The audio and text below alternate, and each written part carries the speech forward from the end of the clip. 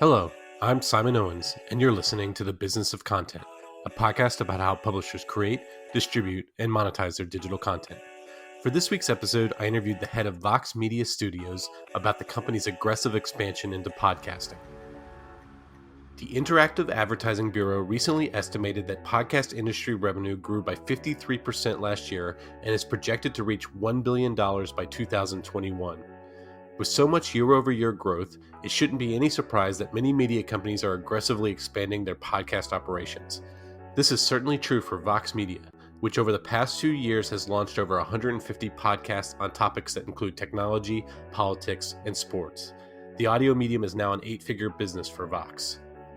I recently sat down with Marty Moe, the head of Vox Media Studios, to talk about how the company is monetizing these podcasts, what he thinks about Spotify's entry into podcasting, and why he thinks he can grow Vox's podcast revenue from 8 to 9 figures.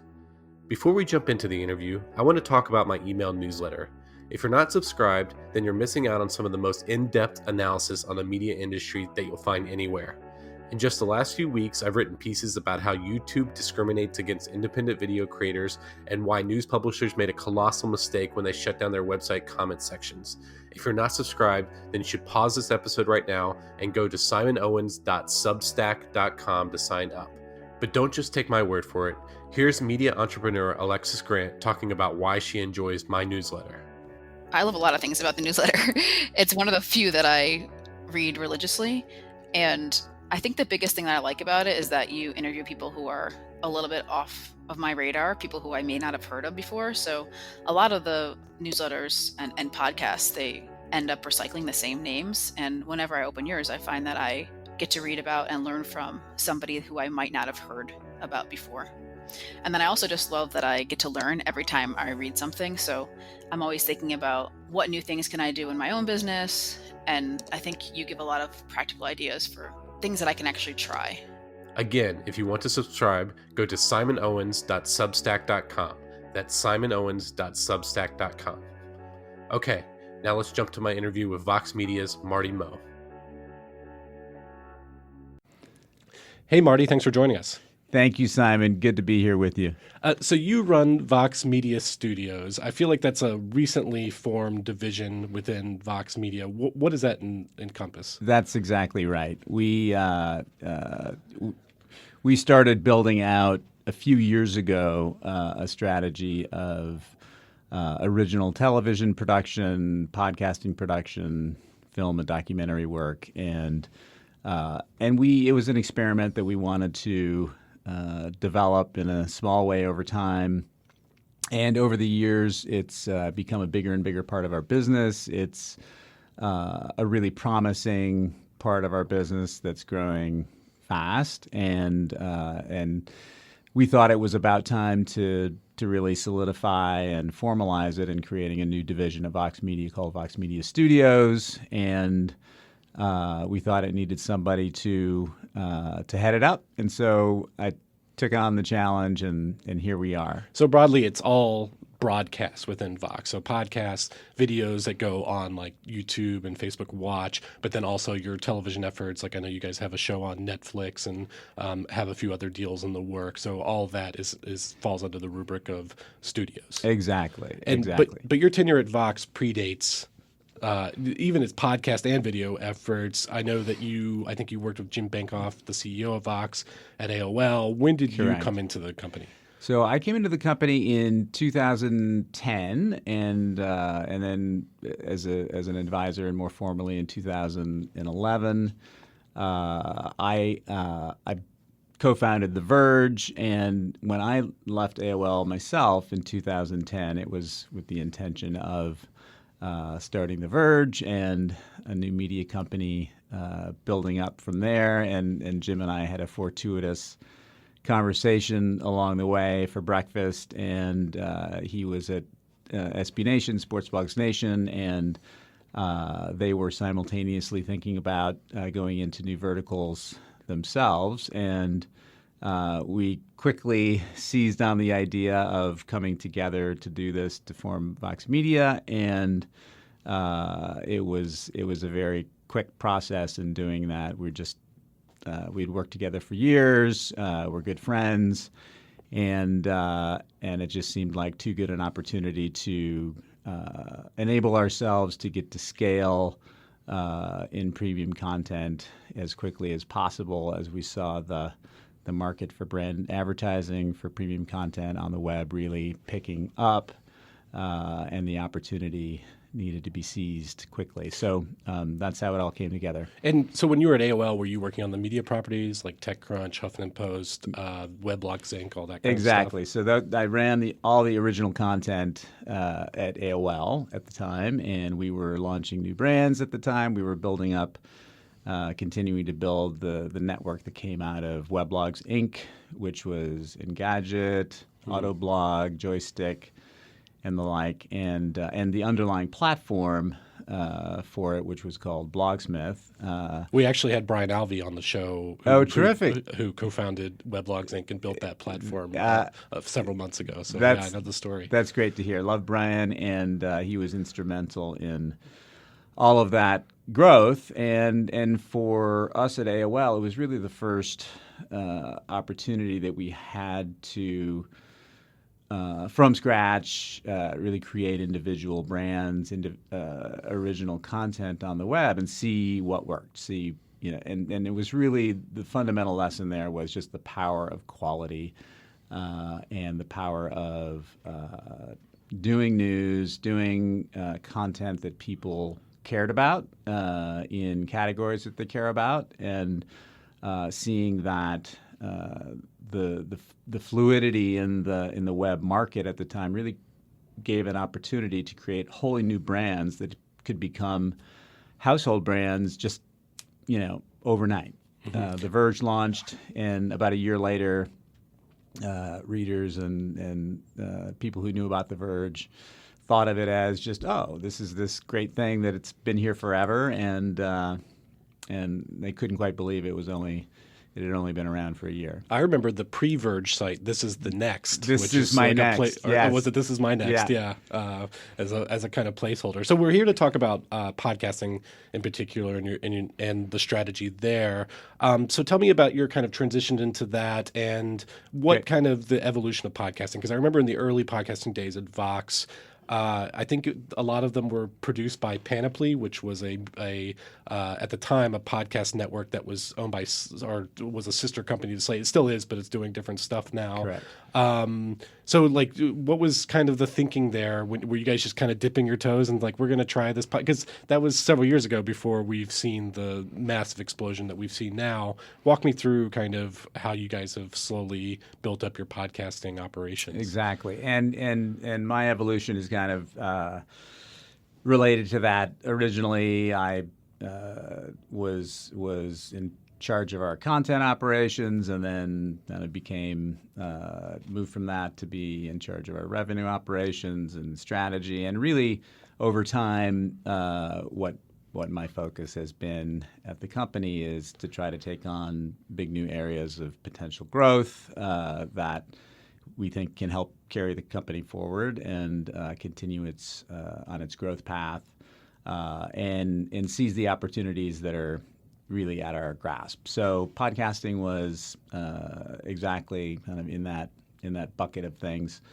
and it really was something that our editors and talent that were already at the company, people like Kara Swisher, Ezra Klein, Nilay Patel, and others, were doing as passion projects. They had shows that had built up loyal offerings, but they weren't either perceived by us or I think them as business opportunities, but rather ways of connecting to their audiences in a more deep and particular way.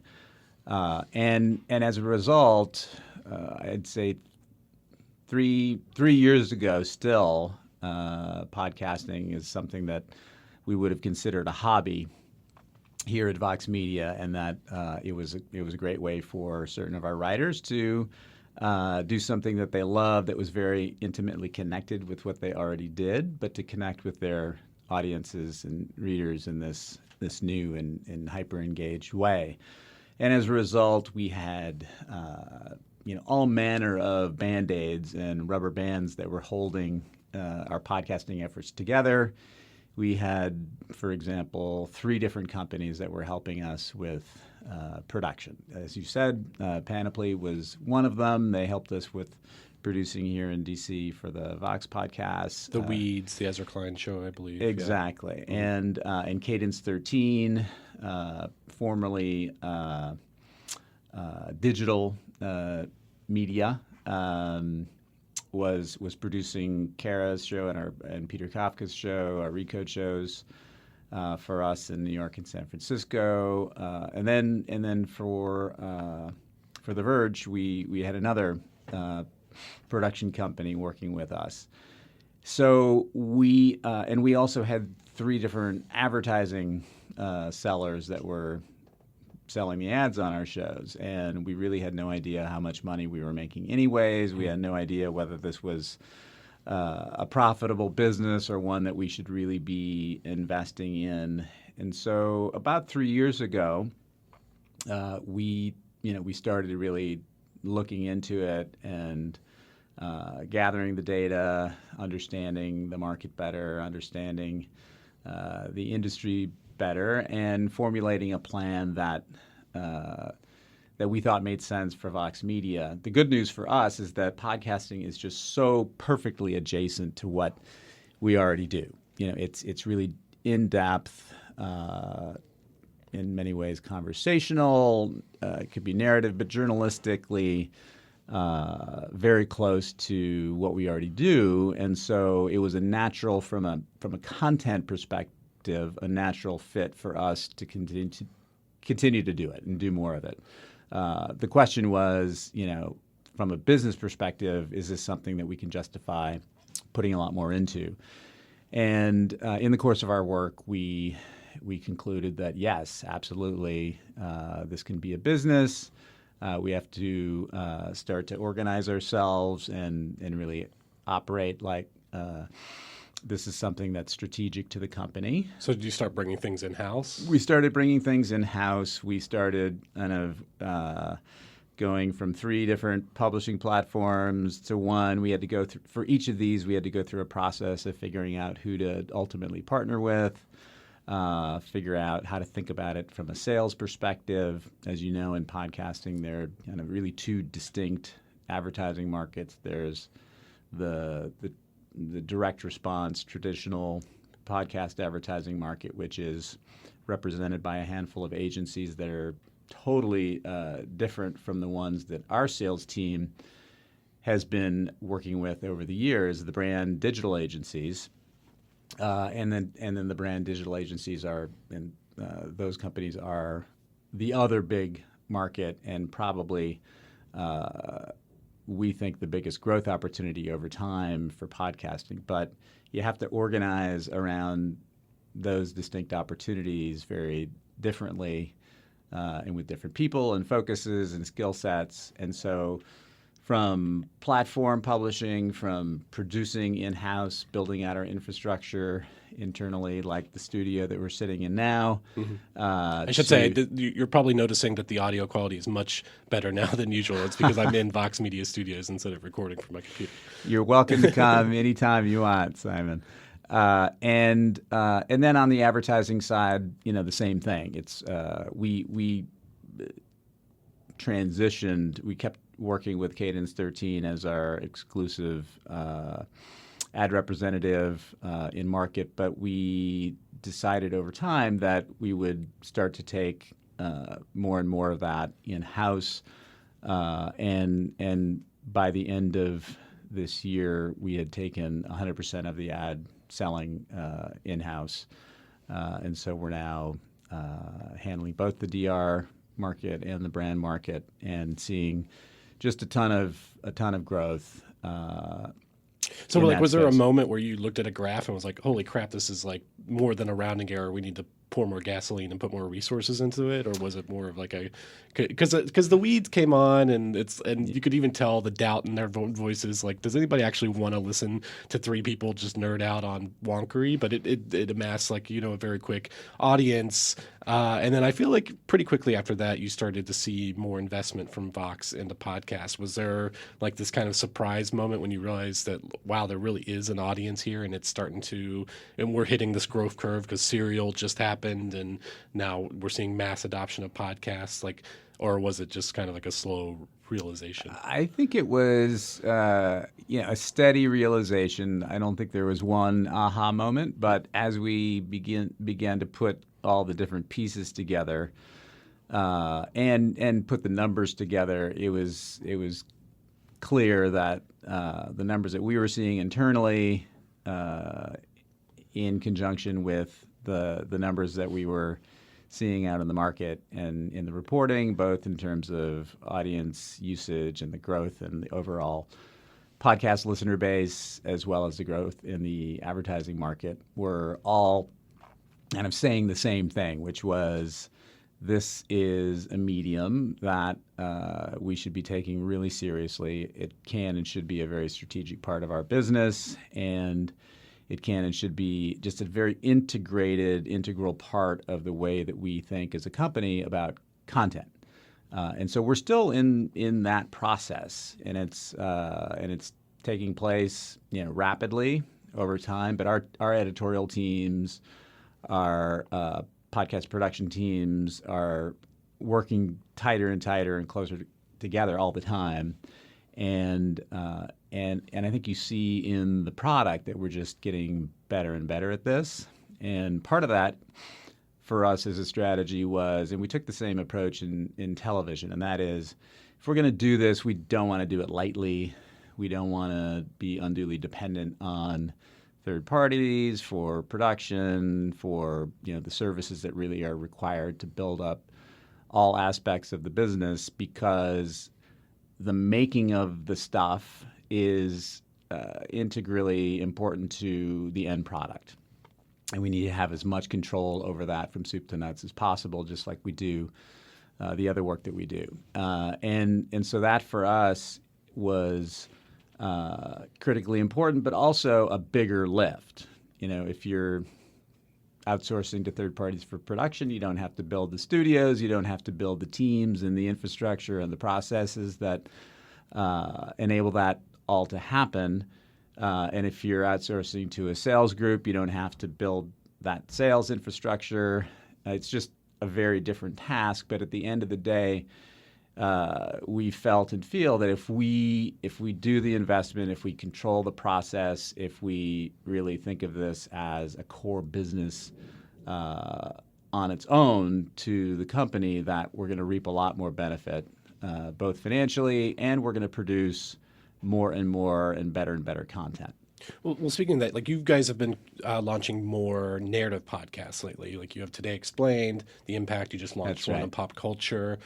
I imagine that's a lot more expensive than a kind of conversational podcast. What is the business case for that? Do they really have that much more audience or drive more in ad sales to really justify that expense? Because you look at some of the most popular podcasts in existence, like the Joe Rogan Experience, Fresh Air with Terry Gross, like, those are kind of low production kind of interview podcasts. If you can get those kinds of numbers with a conversational podcast, what's the business case for having these expensive narrative podcasts? It's a great question, and I think it's the way we see the business is there are a number of different kinds of shows, and each of those kinds of different shows and formats are going to have different production requirements, different listener dynamics, and different cost structures, and different ways of monetizing at the end. And so for us, we really see it as a portfolio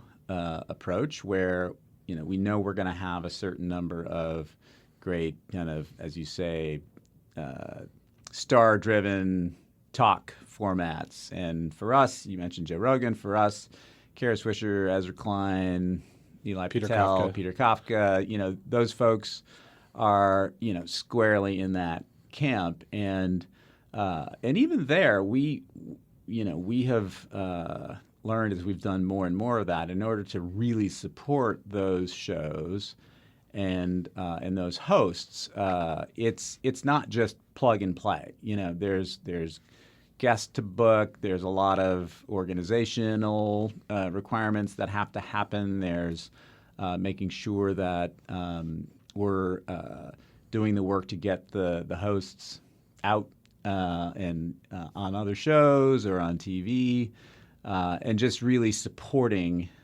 what they do so that they're not kind of left to do everything. And that used to be kind of what happened as we were just getting into it. It's like, oh, they'll just do everything. And now when that it's was a kind of bigger like a deal, question I was going to ask, because I remember Sarah Cliff at one point, she was editing a regular Vox newsletter. Yes. She was hosting the Impact. She was also she was your star healthcare reporter. I was like, she must be into. I think she was pregnant at one point. Or was having a kid. No, she was doing everything at one point. A superwoman. Yeah. But that's not how you want to be ultimately, deploying your talent. They need to be able to focus. They need support in the work that they're doing. And so for the Impact or for Ezra's show, Ezra shouldn't be doing all the research. He's going to need help with that so that he can, be thinking about the bigger picture questions. And so it differs from person to person, from host to host, as to the kind of support that they need. But we've become very, very aware and diligent about those shows needing their own infrastructure to really help them work and to make them better and better and as big as they can be. So that's that cluster.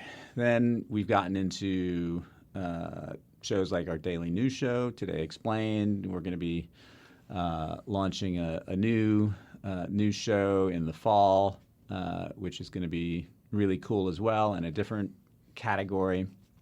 And those have a whole other set of requirements. Those are big, dedicated teams that are, think of them as almost, you could think of them like a website on their own, except it's in podcasting. They've got producers, they've got writers, they've got hosts, they've got researchers. And so to be able to put out, a high-quality product every day requires that sort of investment. I've heard the business case for a daily podcast is that it just grows. The audience expands so much more quickly because podcasting is a much more linear type of medium where nothing goes viral. It's usually like a steady. So if you're publishing more often, then you're going to be growing. You have that much more opportunity to grow your audience. Is that the case that you saw that podcast rocket ahead of all your other podcasts in terms of audience much more quickly? I'd say it started out well, and then it's just been on a steady march upward ever since, and we don't see any end to that kind of up into the right trajectory. So it really is, the daily task of being there for your audience, then incrementally extending that audience as people talk about the show, share it with their own friends, and then it gets more prominence in the platforms at Apple or Spotify. And so it really is this building incremental approach. But what it does is build this loyal audience that comes back every day. And then on the business side, that creates a very, very appealing, consistent demographic and consistent audience size for advertisers. And as you quite correctly said, it's different when you asked about the narrative shows that kind of might be limited run or expensive to make, but there's only a few episodes, and how do you really make that work? Those are all questions that I think every podcast publisher deals with. You want to do those big narrative shows because they're a great way of doing journalism. The content is amazing. Audiences love it. But you also need to have both a financing and a business model to make it work. And so the way we think of narrative these days is just ultimately the way we think of content is we want to build big franchises that have a lifespan that's longer than just one season. So if we're doing a narrative podcast, a nice try that we just launched last week with Curbed about the human search for kind of the perfect place to live and the perfect way to live, and Utopia is a good example, and that is season 1 is about kind of the search for utopia, but the thread line through is all the ways that people have tried and often failed to live in different sorts of ways. And so season 2 could be something much different. What are the ways that people have tried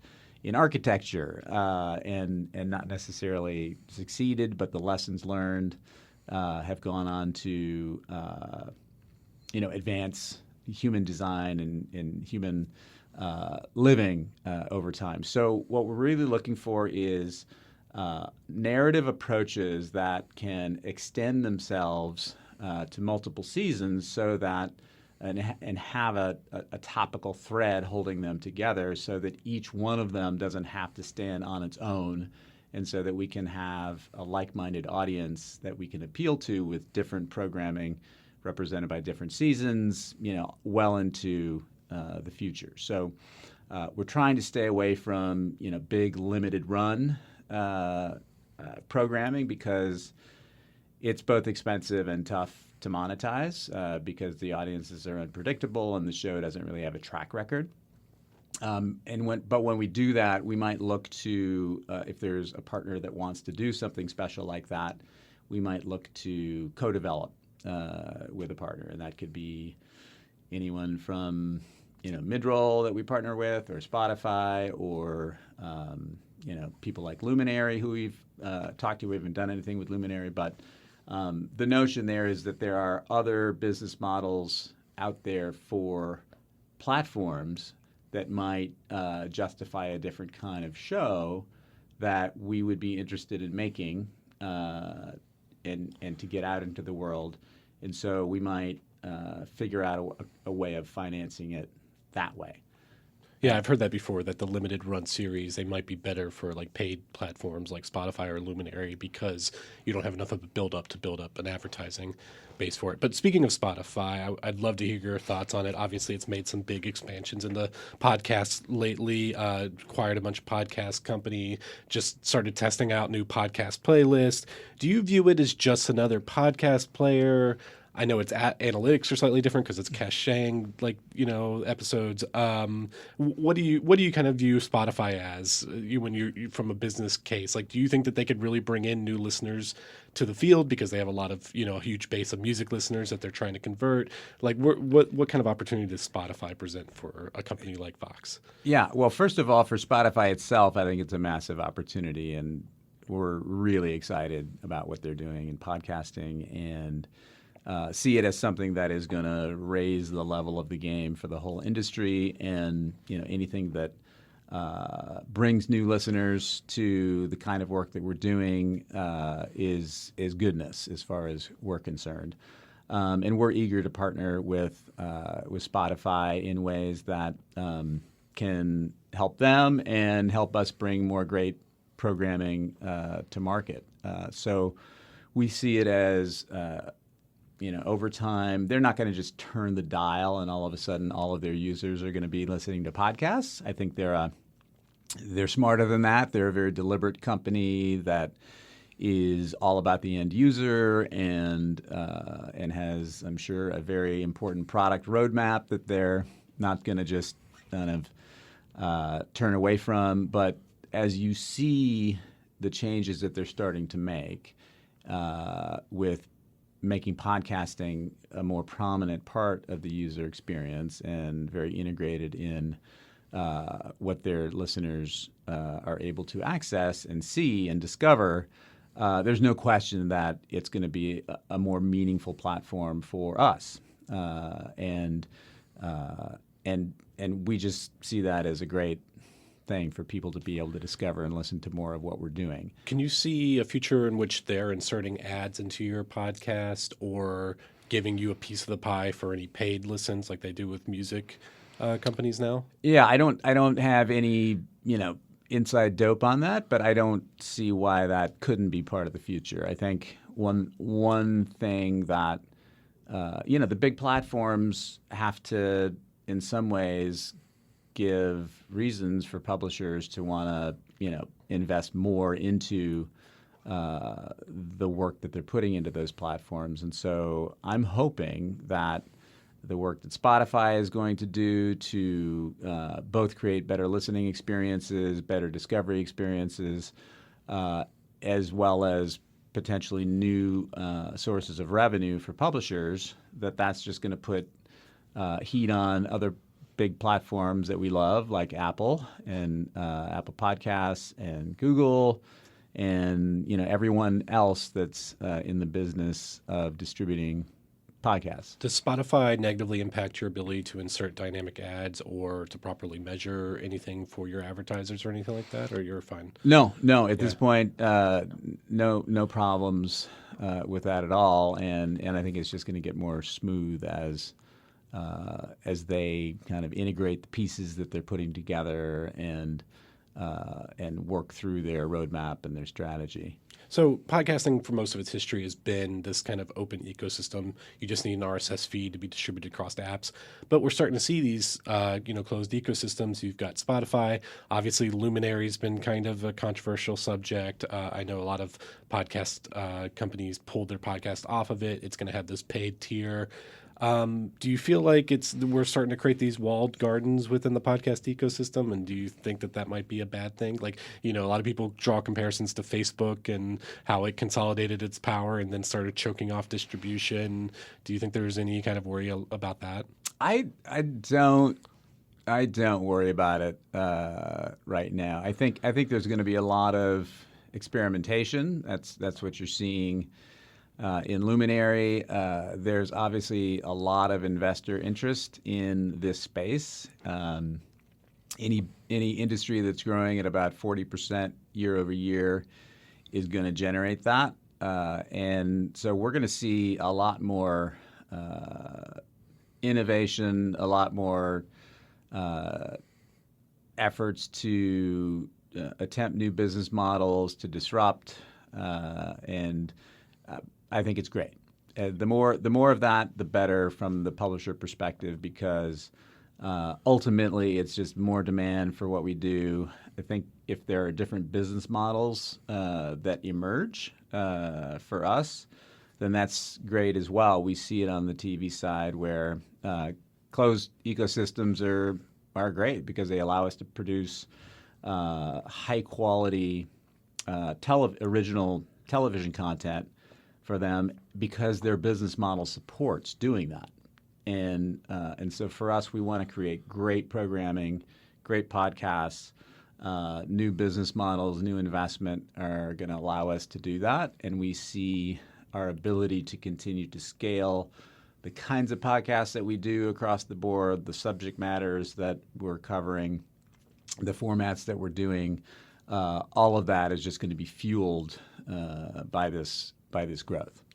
I had read somewhere that you guys have over 100 podcasts now on the Vox Media Network. Is it's true. Right? It's true. It's probably closer to 150 at this point. Wow. I'm assuming a lot of those are SB Nation, like individual teams and stuff. Yeah, like sports teams and stuff like that. To just kind of put that in context, about 30 podcasts that we do are kind of our big, kind of owned and operated in our network podcasts that we produce in house and our ongoing shows like the ones that we talked about. So Kara's Recode Decode Pivot with Kara and Scott Galloway, The Weeds, Ezra Klein, The Vergecast, Nice Try, which we just talked about, Sarah Cliff's show. Those are all in that kind of 30 major podcasts. The rest are about 100, over 120 now, podcasts for every single one of our sports teams that SB Nation covers.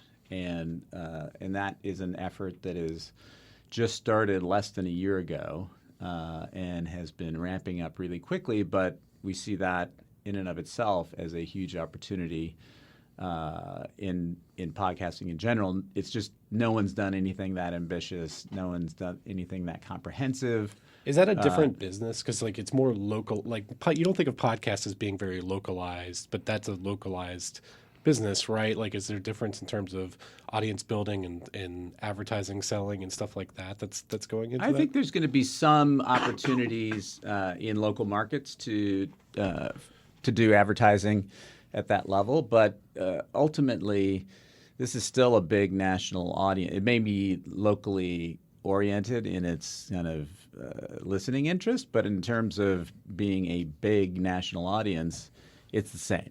It's just if you want to reach a great sports demographic of very interested sports fans, this is going to be something that we can sell just like we're selling other podcasts.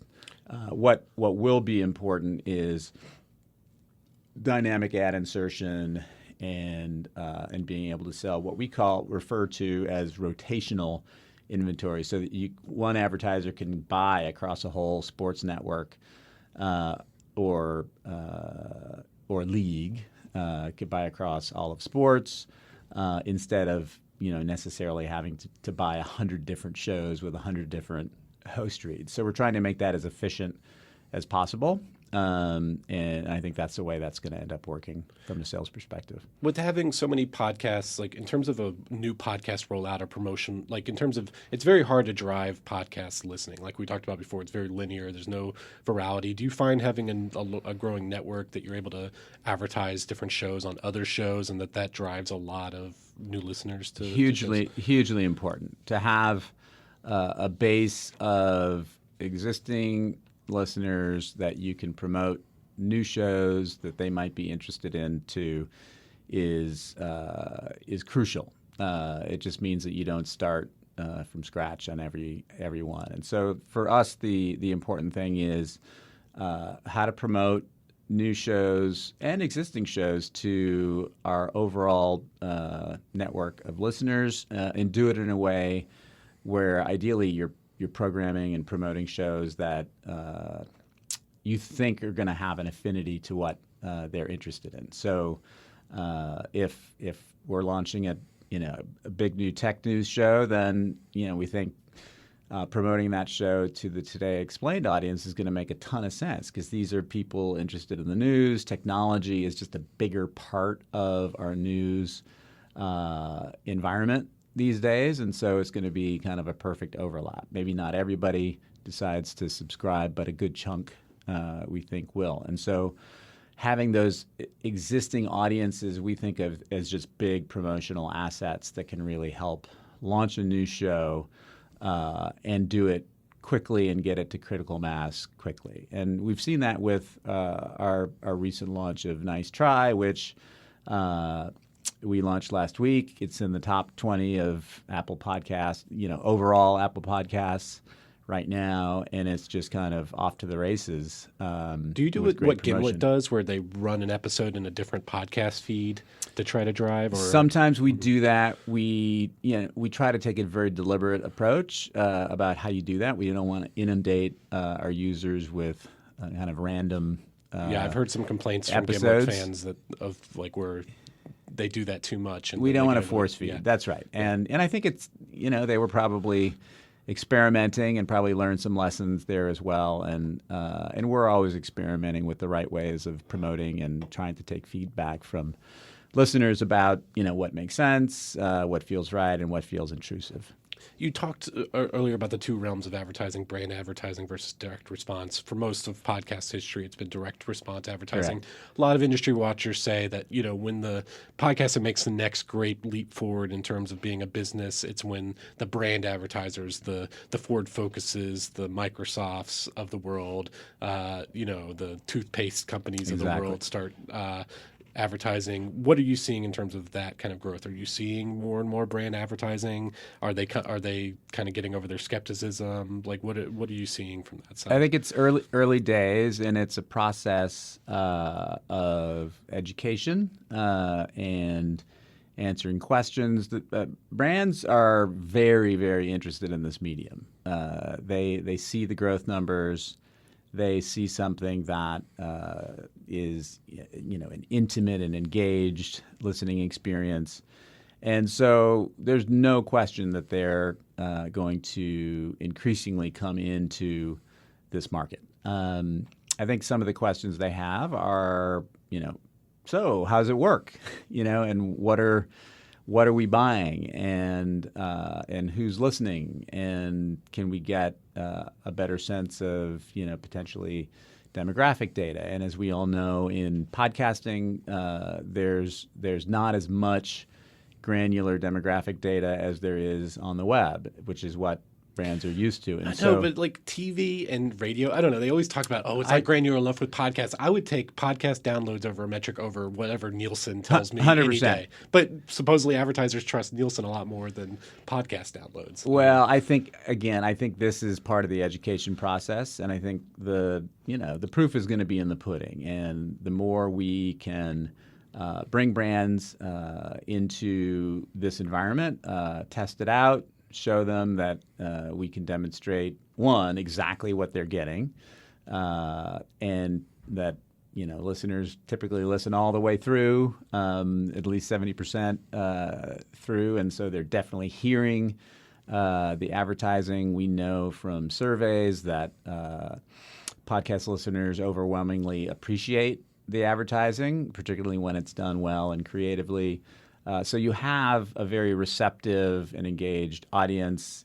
You can prove that that audience is hearing this advertising, and you can also show that things like brand lift that are really going to make an impact on these brands' KPIs. So I think it's early days, and we're having conversations with brands every day about podcasts and the right way to get in, and we're seeing more and more come in. And it's for Vox Media and our podcast network, we see this as one of our core strengths and differentiators in the market, and that is we have an integrated approach to DR advertising and brand advertising, where we have a whole team that is in market and able to educate a broad swath of brands about the medium.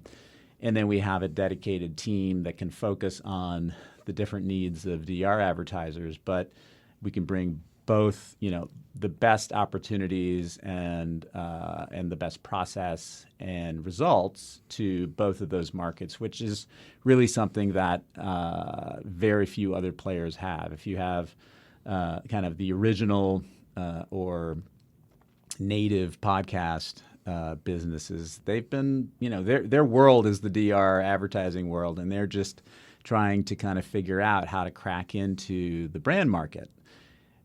We start out in the brand market, and we think we have a big advantage there because we already have those relationships, and we have the ability already at scale to make podcasting a very integral part of the solutions and packages that we're selling.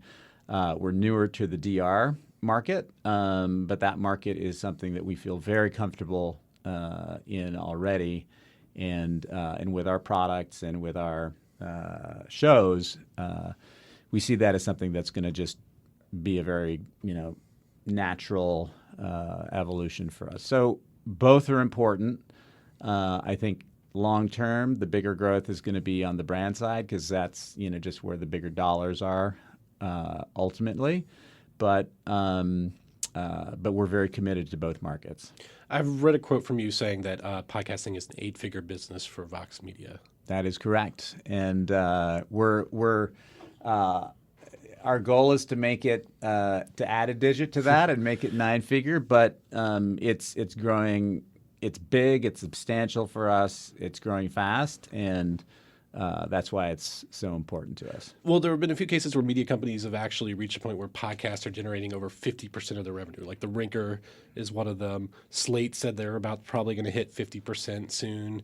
Do you think, especially now that like the display advertising market is really just not growing to what publishers had hoped it would be, do you think that is podcasting punching above its weight, or do you see maybe once it matures that this could be, a pretty huge in terms of the pie graph of the revenue for Vox Media, that this could have an outsized weight? Yeah, I think first of all, those companies that you cited that are 50% podcasts now, the big difference between them and us is that the size of our digital ad business is very, very different. We have a really big digital ad business, and we're very committed to it, and we're continuing to see very strong growth in that, and so that's just something that is going to continually be important to us.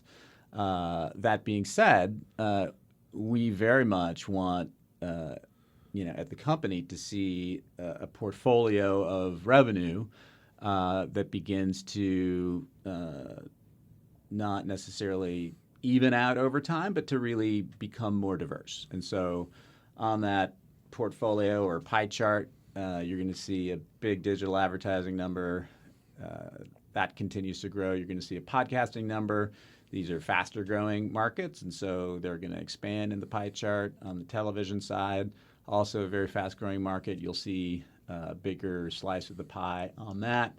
And then we have, of course, SaaS business, our platform business that we're now in market with, licensing our Chorus. Publishing platform. It's called Chorus, yeah, exactly. And we're licensing that to other publishers, and that's got a nice growth curve to it and a big opportunity. So right now there are 4 core. Sometimes I say this in conversation.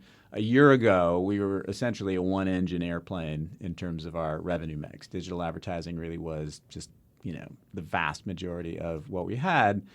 And entering this year, we are now, fully a 4-engine aircraft. And we've done the hard work of figuring out the strategies around podcasting, television, and platform licensing.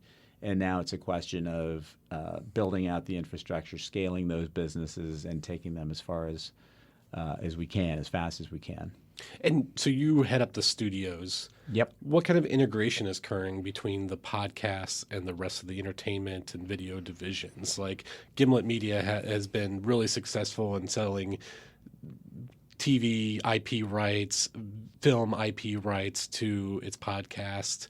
How much are you in LA pitching? Because I know you're already over there pitching studios for just, Netflix shows and stuff like that. Correct. How often are you saying, hey, we got these podcasts here and this could be a documentary show? I don't. Are you actively pitching podcasts to studios? More and more, and of course, it has to be the right kind of show and the right fit. But as you may have noticed, a couple of months ago, we acquired a company called Epic Magazine, and they are now a part of Vox Media Studios as well. And their whole business is about telling great stories that are character-driven, really deep, and kind of just kind of blow your mind stories, with the express purpose of turning that into film and television intellectual property. And so, we now have as a core competency at the company kind of doing that in our journalism. Podcasting is just another way, a potential avenue of doing that. And so absolutely, where it makes sense, and we can find great stories that we think could make great television shows or great films, we'll be doing that. And I think having all of these capabilities and talent kind of under one roof is going to help enable us to do more and more of that. So we're already an integrated IP development machine, production machine for podcasts and for television.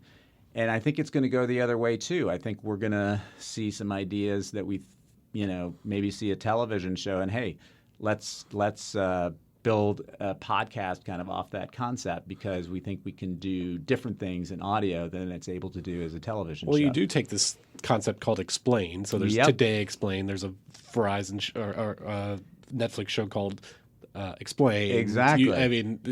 So there is that a little bit of synergy. And you can kind of see a lot more possibilities for that as well, where our explanatory journalism has just begun in podcasting, and there's a whole world out there that needs to be explained, past, present, and future, that we are very excited about pursuing. So the ecosystem of podcasting, film, and television, as well as our other journalism, we see as interconnected, and the more that we operationally stay close and connected, the better we're going to be able to make all of those different opportunities happen, because our skill sets and our capacity and the way we work is just going to be multi-pronged, from the very beginning. It's just like, here's our the palette that we paint on is a palette that includes text journalism, that includes original television and film and podcasting and web video, and that's our world that we live in, and each one of those is just as important as the other. And and then depending on the trends in the business and how fast any one of them is growing or expanding, we can kind of shift focus a little bit more to one or the other. But ultimately, as a company, we need to be in our DNA expert at doing all of those things. And it's a work in progress, but we're really getting there fast. Awesome. Well, Marty, those were all the questions I had for you. Where are you online? Are you on Twitter, or can people find you? I'm on the Twitters. I'm not what you would call prolific, but at MTMo1 on the Twitters, and then I'm a little bit older than most of our employees here at Vox Media, so I actually use the phone a lot, and I call people. All right, you can say your phone number on the notice. And it's kind of funny because I'm viewed at the company as like the guy who just picks up the phone and calls people. Mm-hmm. And a lot of people are more used to messaging and texting now, so it can be a little bit surprising. But just like we're doing this podcast, I think hearing somebody is great and more powerful than just texting. Awesome. Well, I'll definitely be back to talk about your video operations, which I feel like is a whole other thing I'd love to do. But for today, this is really great, and thanks so much. Absolutely. Great to be with you, and feel free to call me anytime. All right. Sounds good. See you. Okay, that's all we have for you today. Be sure to subscribe to the Business of Content on iTunes or wherever you get your podcast. See you next week.